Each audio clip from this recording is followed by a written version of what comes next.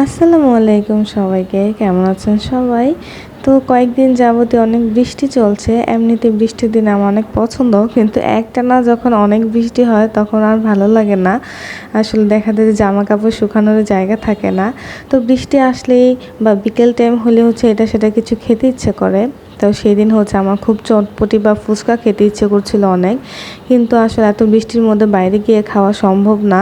আর cipher পাপা সব কিছু এনে দেবে, কিন্তু ফুচকার কথা বললে তার মাথা গরম হয়ে যায়, কারণ ফুচকা বানানোর প্রসেসটা তার একদমই পছন্দ না। তো যাই হোক, খেতে যখন ইচ্ছে করছে কিছু তো একটা করতে হবেই। তো বাসায় অনেক খোঁজার পর দেখলাম যে ফুচকা ছিল, রেডি ফুচকাগুলো জাস্ট তেলে ভেজে নিলে হয়ে যায়। তো এগুলো আমার কাছে অনেকটা হেলদি লাগে আর খেতেও ভালো লাগে। তো সেই ফুচকাগুলো বের করলাম, তারপর ভাজা শুরু করলাম। আর এই ফুচকাটা ভাজতে আমার কাছে অনেক মজা লাগে।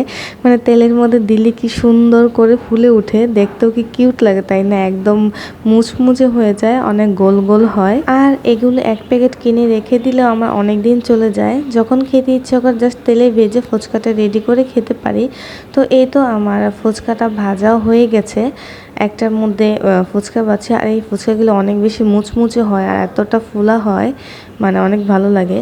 আর এই পাশে আমি যে ফুচকা বানানোর যে ঘুগনিটা বানায় সেটা রেডি করছিলাম। এটা সিদ্ধ করা ছিল, ফ্রিজে দেখলাম যে এক বক্স সিদ্ধ আছে।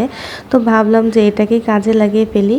তো ওই ঘুগনিটাও আমি বেশি করে পানি দিয়ে, তারপর যে চটপটির মশলা থাকে সব কিছু দিয়ে রেডি করছিলাম। ভালো করে খেয়াল করলে দেখবেন যে আমার হাতে কিন্তু ফোসকা পড়ে গেছে, গরম হাঁড়ি ধরে ফেলেছিলাম আর সেই জন্য এমন অবস্থা হয়েছে।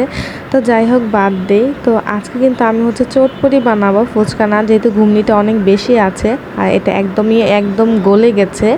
তো বাসায় তেঁতুলের আচার ছিল, সেটা দিয়ে আমি তেঁতুলের টক বানিয়েছি। আর এখানে পেঁয়াজ, কাঁচামরিচ, ধনেপাতা সব কিছু রেডি করে রেখেছি। এখন সব একটার পর একটা উপকরণগুলো দিয়ে আমার চটপটিটা রেডি করে ফেলবো। তো এই তো এখানে আমি একটু শুকনো মরিচ ফাঁকিয়েও দিয়েছি, আর সেই জন্য কিন্তু অনেক সুন্দর একটা ফ্লেভার এসেছে। এখন এক এক করে আমি ধনেপাতা, কাঁচামরিচ, পেঁয়াজ, তারপর ফুচকাগুলি দিয়ে দিব। বাসায় যেহেতু সব কিছু ছিলই, সেজন্য আমার তেমন কোনো ঝামেলাই হয়নি, খুব সহজেই আমি এটা বানিয়ে ফেলতে পেরেছি। আর একটু কষ্ট করে বাসায় বানিয়ে নিতে পারলে পরিবারের সবাইকে নিয়ে মজা করে খাওয়া যায় একসাথে বসে, যেটা আসলে বাইরে পসিবল হয়ে ওঠে না। ফুচকা চটপটি পছন্দ করে না এমন মানুষ মনে হয় খুব কমই আছে, বিশেষ করে মেয়েরা। আর আমি তো অনেক বেশি পছন্দ করি, কিন্তু ফুচকা বানানোর প্রসেসিংটা দেখলে আসলে একটু খাওয়ার রুচি চলে যায়। সেজন্য বাসায় বানালে আমার কাছে অনেক ভালো লাগে, যেমন মানসম্মত হয় তেমনি খেয়েও শান্তি লাগে। তো এই তো আমার আজকের মতো ফুচকাটা রেডি। আর এই টকটাও কিন্তু অনেক বেশি মজা হয়েছিল। প্রথমে আমি ডিম দিতে ভুলে গেছিলাম, পরে ডিমটাও অ্যাড করে দিই। তো আজকের ভিডিওটা কার কাছে কেমন লেগেছে অবশ্যই কমেন্টস করবেন, আর ভালো লাগলে অবশ্যই লাইক, কমেন্টস আর শেয়ার করে দিবেন।